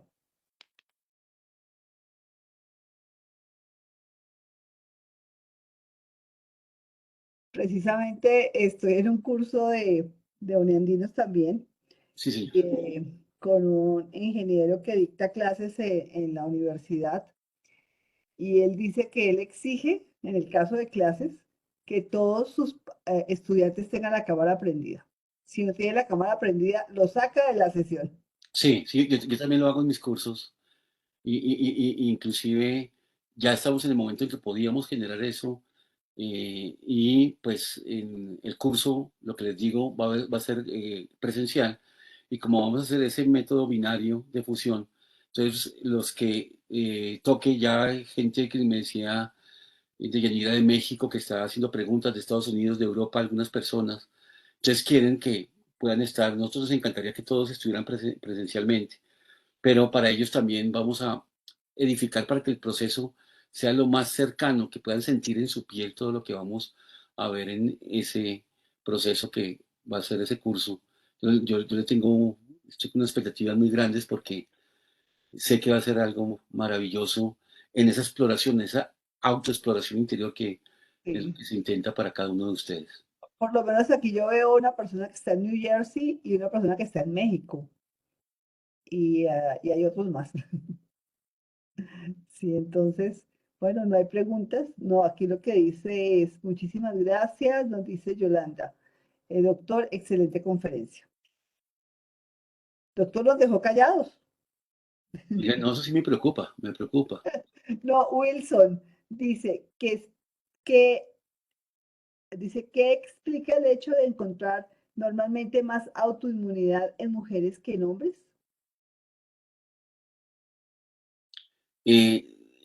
Fíjense que ya lo comenté precisamente, el efecto de la sensibilidad que tienen, ellas hacen que haya un estímulo, ¿se acuerdan de la zona olfativa? Que hablamos que había un factor de histocompatibilidad, y ese factor de histocompatibilidad va directamente a el sistema linfático y al sistema inmunológico, y lo estimula. Por eso tienen mayor resistencia las mujeres a recibir, por ejemplo, ese proceso de la pandemia, pueden resistirlo más si están equilibradas emocionalmente, porque ahí ese factor emocional es un factor que la intuición de la mujer es maravillosa, pero los pongo en consideración y ahora está sucediendo mucho, tanto hombres como mujeres, pero más en mujeres y a mí me llega más en mujeres que en hombres. Procesos de ansiedad, procesos de estrés crónico, y procesos de entrada a pánico es de personas que tienen una alta sensibilidad intuitiva, pero como no han podido educar su sentido intuitivo, esa percepción que sienten de más los invade, ¿sí? Y sobre todo cuando hay un estrés colectivo en la gente, los invade y los llena de esa emoción de pánico y de esas emociones de ansiedades crónicas y procesos que terminan siendo manejados por psiquiatras o por psicólogos, pero que finalmente era esa sensibilidad que tienen tan maravillosa, que tienen que educarla, que tienen que hacer barreras. Hay un sistema que tiene, por ejemplo, la medicina china, que aquí está un punto que se llama Nei Wan. Ese punto Nei es adentro y Wan es barrera. Y aquí hay otro punto que se llama Wai Wan, que es barrera externa. Esta barrera externa es la que hace que yo pueda generar una observación como desde mirando una corrida de toros, ¿sí? Como espectador y ver el mundo externo sin que me afecte. Y la interna se hace cuando hay que tratar a personas con autoagresiones, autoinvasiones, enfermedades autoinmunes, para ayudarles a que preserven y cuiden sus órganos internos. Es el yo con yo. Cuando el yo con yo no hay amor propio realmente, entonces hay una autoagresión y eso lleva a enfermedades autoinmunes. Entonces, fíjense que esa sensibilidad puede ser confundida, esos ataques de pánico, con algo de deficiencia o alteración y resulta que es un beneficio de un poder intuitivo que está desarrollando en los seres, pero que yo no sé desarrollarlo y la sociedad me ha llevado a que yo lo maneje como miedo, como agresividad, como otras cosas diferentes. Y es aprender a conocerlo. Todo eso es lo que quiero que veamos en el curso precisamente de Yanira. Bueno, perfecto. Dice, hay muchas, y también pregunta Wilson, hay muchas enfermedades autoinmunes en ellas. ¿Ese sistema inmunológico muy activo jugaría en contra o puede llegar a ser paradójico?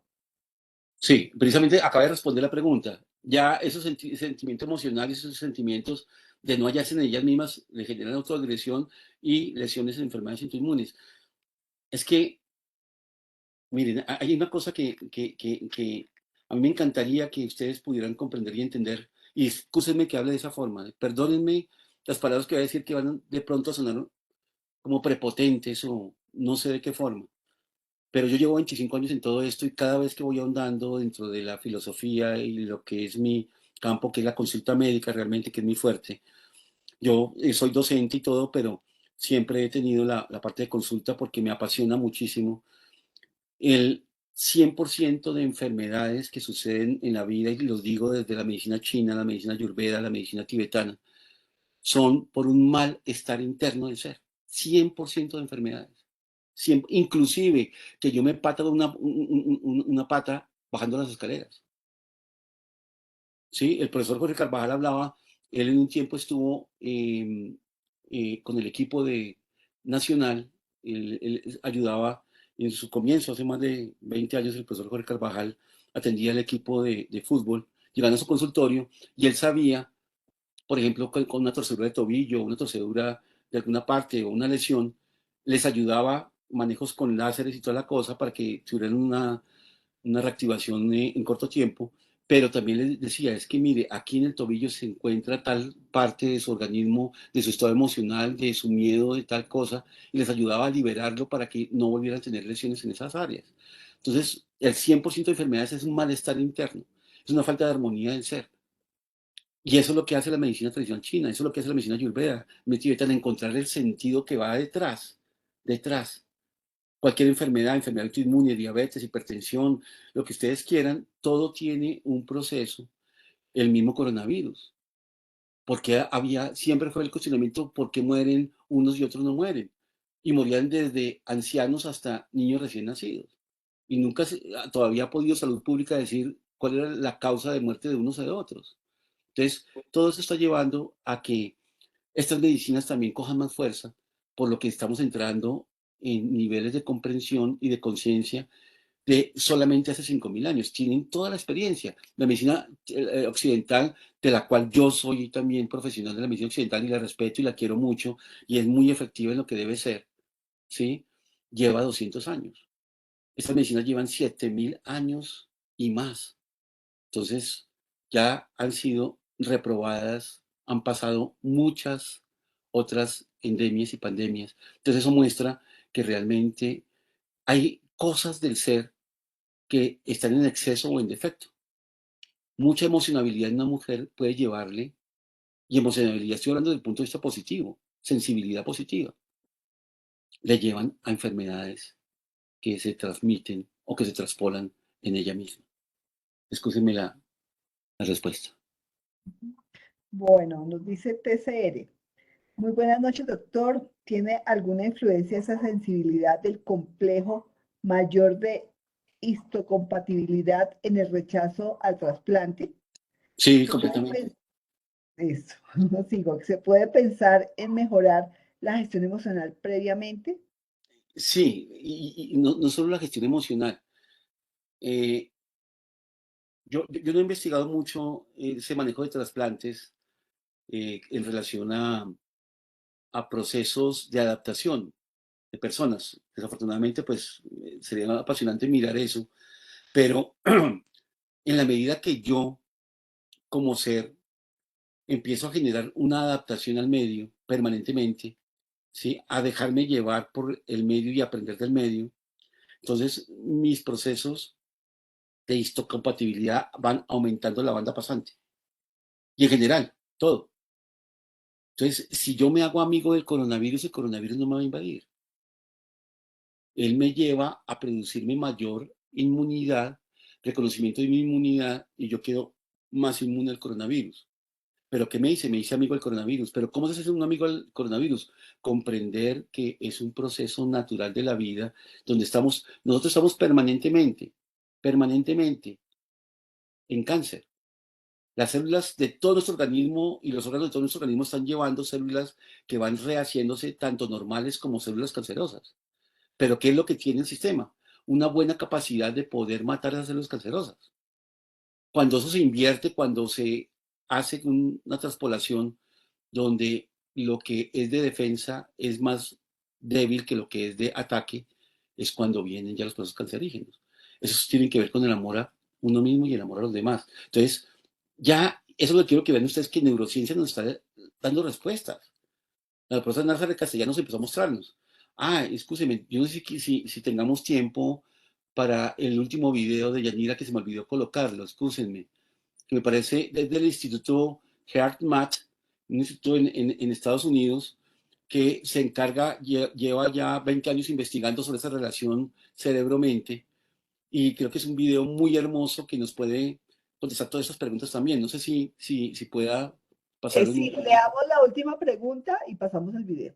Bueno, perfecto, gracias, Yanira, muy Wilson amable. dice, en el caso de las enfermedades hereditarias ya hay una impronta por antepasados. Eso toca investigarlo, Wilson. Toca investigar a cada persona. O sea, cada persona tiene sus propios códigos, sus propios. Hay que ver qué tanto, si hay ese factor hereditario, si es real y por qué es causado ese factor hereditario. Vuelvo a decir con lo mismo que terminé la pregunta anterior. Todo depende de la capacidad que tiene el organismo. Todos, imagínense, si eso fuera así, que todos nos enfermamos por factores hereditarios, todos estaríamos enfermos, todos, ¿sí? ¿Por qué? Porque tenemos de todo en nuestros genes, tenemos de todo permanentemente, ¿sí? Yo tengo el asesino, yo tengo la prostituta dentro de mis genes, yo tengo a Jesús, yo tengo a Buda, yo tengo a todo la naturaleza. Entonces, y tengo todas las enfermedades en mí, todo lo que ha pasado. Entonces, ¿de qué depende? De factores de inversión en ese proceso de preservación del ser frente a ataque que puede ser de notas hereditarias, pero tocaría investigar cada caso en particular. Dice Wilson, no en enfermedades genéticas graves. Sí, lo mismo, Daños en sí, cromosomas, por ejemplo. sí, correcto. Ahorita se está hablando del cáncer y el daño de la telomerasa y el telómero en las esquinas de los genes. Se está hablando mucho de todo eso en este momento. Y evidentemente, epigenética empieza a contarnos. Epigenética nos dice el medio ambiente personal, mi medio ambiente. ¿Yo vivo en dónde? ¿En un paraíso o en un infierno? Y ese medio ambiente de lo que yo también veo afuera es el que hace que mis cromosomas y mi código genético se altere. Eso es epigenética. Eso es lo que estudia epigenética. Que epigenética entonces dice, entonces vamos a buscar cómo resolver esas alteraciones. Yo estoy haciendo ahorita con todo el proceso genético, pero realmente lo ha hecho la medicina china desde hace 5.000 años, con todo el proceso de volver, y pues son las agujas que entran con un proceso físico electromagnético, hacen todos los cambios, que luego pasan al sistema físico. Muchas gracias, Wilson, muy amable. Doctor, entonces ahora sí pongamos el video. Bueno, muchas gracias y gracias a todos ustedes por la paciencia, muy amables. Que me interesa mucho. No soy, yo les digo, no soy nada de HeartMath, no tengo nada para que, simplemente me pareció un video que quise bajarlo para que ustedes lo vean y tiene que ver con esa coherencia corazón-cerebro.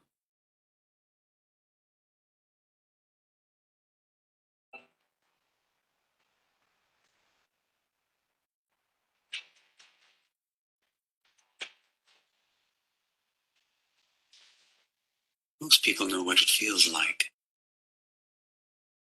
Púseme que no se ha quitado todavía la barra.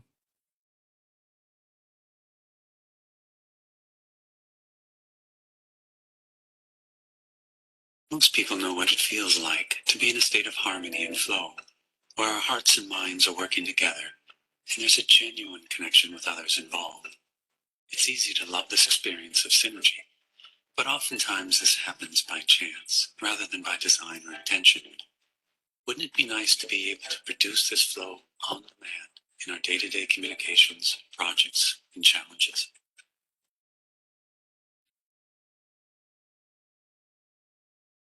Research shows that when we shift into a coherent state, the heart and brain operate synergistically, like two systems that mesh into one. We can learn how to activate and sustain the synergy between the heart and brain and prevent stress-producing patterns, along with increasing our mental clarity and discernment capacity. When we do this, our creative solutions for personal, social, and global challenges become more accessible, providing us with more intuitive access and flow. Over the past 20 years, the Institute of HeartMath has produced coherence-building techniques that are intentionally simple and based on scientific research.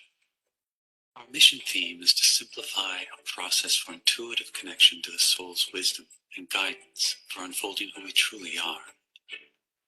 New research suggests that our energetic or spiritual heart is an access point for our natural inner technology, the heart's intuitive intelligence, which can elevate our communications, decisions, and choices to a much higher level of effectiveness.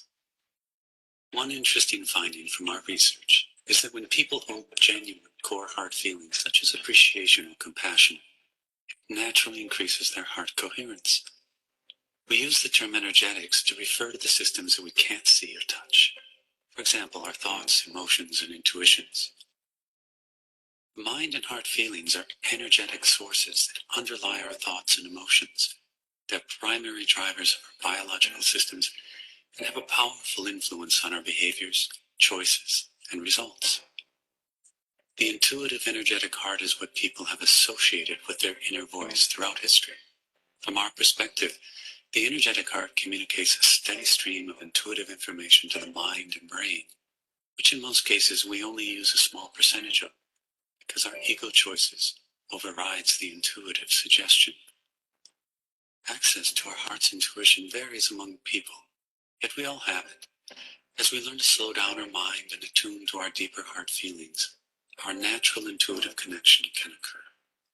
Intuition is like energetic gold. Intuitive insights often unfold more understanding of ourselves, others, issues, and life than years of accumulated knowledge. That's why the state of coherence is rapidly gaining interest. In this state, more and more people are reporting increased access to their heart's intuitive guidance, realizing it's within them. And with a little practice, it's easier to access than they thought.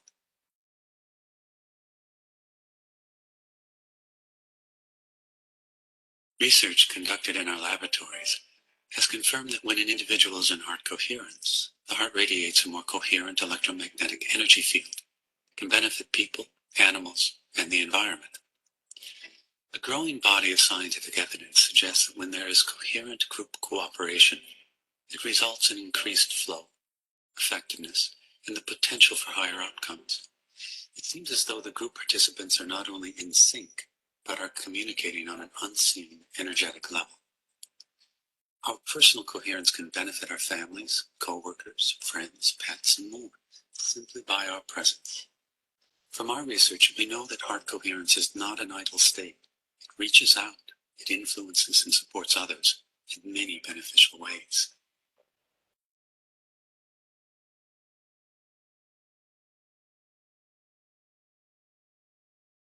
Scientific evidence provides support for a global field environment that connects all living systems and consciousness.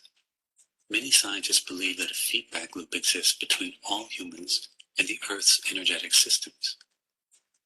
We are working together with other initiatives to realize the increased effectiveness of collective intention and cooperation. There are growing numbers of organizations with tools and techniques that facilitate increased heart connection and collaboration with others. This evolves into a collective opening of the heart, which is a major step towards increasing social and global coherence. We call this heart-based living. IHM, through its Global Coherence Initiative project, is strategically placing 14 sensors around the world to measure the Earth's magnetic resonance. This global network will enable our scientific inquiry into the interconnections between the Earth's magnetic field and collective human emotions and behaviors. Science has shown that the Earth's magnetic field affects humans in profound ways, but our intention is to study how humans, as a collective, affect the Earth's magnetic field environment. Every individual's energy contributes to the global field environment, and each person's thoughts, emotions, and intentions affects the field. The first step in increasing the coherence of the field environment is for each individual to take responsibility for their own energy. We can do this by becoming more conscious of the thoughts, feelings, and attitudes that we are feeding the field each day. Our hypothesis is that as enough individuals increase their heart coherence, it leads to increased social coherence. As a critical mass of cultures and nations become more harmoniously aligned, this can eventually lead to increased global coherence and sustainable peace. Doug Childrain, the founder of HeartMath, puts it this way: as more of humanity practices heart-based living, it will qualify the rite of passage into the next level of consciousness. Using our heart's intuitive guidance will become common sense based on practical intelligence.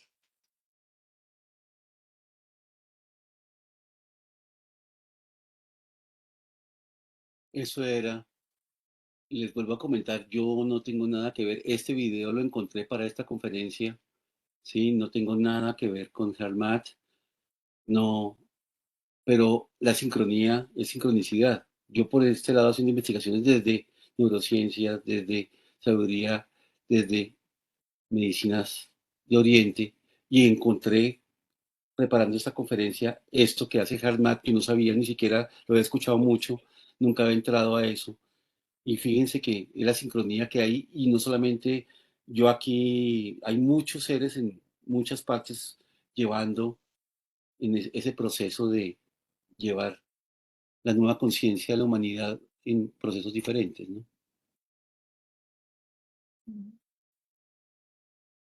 Bueno, doctor, muchísimas gracias. Pues no siendo más, mira, 20:55. Está perfecto, seguimos con nuestras conferencias, o sea, reitero el tema, vamos a iniciar el curso de calobiótica de forma presencial en Uniandinos a partir de agosto. De aquí a agosto, pues vamos a seguir con estas conferencias cada 15 días, que es el preámbulo a nuestro curso de calobiótica. Sí, y quería complementar que en la medida que sigamos escuchando esas conferencias, nos va a ayudar a tener una comprensión con eso cuando lleguemos, no llegamos en cero, sino ya llegamos en un factor que nos va a ayudar mucho. Al igual, personas que de pronto no hayan escuchado estas conferencias, recuerden que están grabadas, que Deyanira frecuentemente manda a todos ustedes y también dejan en el chat para que puedan, personas nuevas que ustedes quieran, que no han podido todavía estar en el curso, se vayan adelantando con esas conferencias que están grabadas ahí en el Facebook del capítulo de CISANDES. No sé si quieras tú complementar algo de eso, Deyanira. No, básicamente, bueno, les voy a volver a pasar el enlace antes de que, bueno, espérense un segundito, lo voy a pasar, que es donde están los videos que hemos hecho de las conferencias de uniandinos. Lo que puede pasar es que, o sea, ahorita no va a estar todavía la de hoy, pero tan pronto esté, ahí la van a poder consultar. Permítame 2 segundos, lo ubico, porque no lo tenía a la mano. Ah, no, ya sí. Gracias. Sí, Al igual que mis conferencias les recomiendo las de la Swami, que es una maestra espiritual que está desde la India, hizo algunas conferencias que son fantásticas para que se den cuenta esa interrelación que hay y otras conferencias que se han dado, que Deyanira en esa labor tan encomiosa que tiene de buscar siempre unos excelentes conferencistas sobre estos temas precisamente, y eso puede hacer una correlación precisamente de conocimientos, de comprensión, de conciencia, para que cuando lleguemos al curso tengamos todo eso y poderle coger a ese profesor y darle duro en preguntas, en conocimiento, en experiencias y poner a trabajar a ese profesor para que nos dé un buen curso. listo. Entonces les voy a pasar el enlace aquí. Lo que tenemos ahí es un archivo PDF que tiene las imágenes de todas las conferencias que hemos estado dando desde el 2019 de todos los temas de medicinas complementarias y terapias alternativas. Y simplemente ustedes ahí van a poder ver ese mismo enlace, va a servir porque voy colocando lo nuevo. Simplemente va creciendo el archivo PDF y ahí van a poder ustedes tener acceso a esas conferencias y pueden verlas en el momento que deseen. Están las que hemos hecho este año con el doctor Buitrago y las que hemos hecho también con él en años anteriores. Entonces, pues espero que las puedan disfrutar. Entonces, no siendo más, pues muchísimas gracias, doctor Buitrago, siempre por esta excelente conferencia. Y nos vemos en 15 días, o sea, estas conferencias son cada 15 días, 7 de la noche. Eh, y pues no, muchísimas gracias por su asistencia. Aquí está TCR, que ya sé que es Tuli Cantillo. Muchas gracias, doctor Buitrago de Yanira y Unandinos, por compartir tan excelente conocimiento, gran conversatorio, muy valioso aporte al proceso de bienestar del ser. Beatriz Guerra, gracias, gracias, gracias. Dalva Núñez también nos dice gracias. Entonces, excelente. Sí, claro, y vean, si no han visto las anteriores, pueden verlas ahí en el enlace, están todas las otras conferencias que ha dado el doctor Buitrago de calobiótica. Bueno. Muchas gracias, Deyanira, gracias a Denis en la parte tecnológica, gracias Karencita por esa ayuda que has tenido desde todo el proceso también que nos has ayudado en toda la organización. Y para ti, Deyanira, inmensas gracias, inmensas bendiciones por tu labor. Una feliz noche para todos y muchas gracias por asistir. Puedo hacerla por contar con personas como usted, doctor. Yo simplemente soy un medio, pero me encanta poderlos apoyar. Bueno, doctor, entonces feliz noche y nos vemos en 15 días.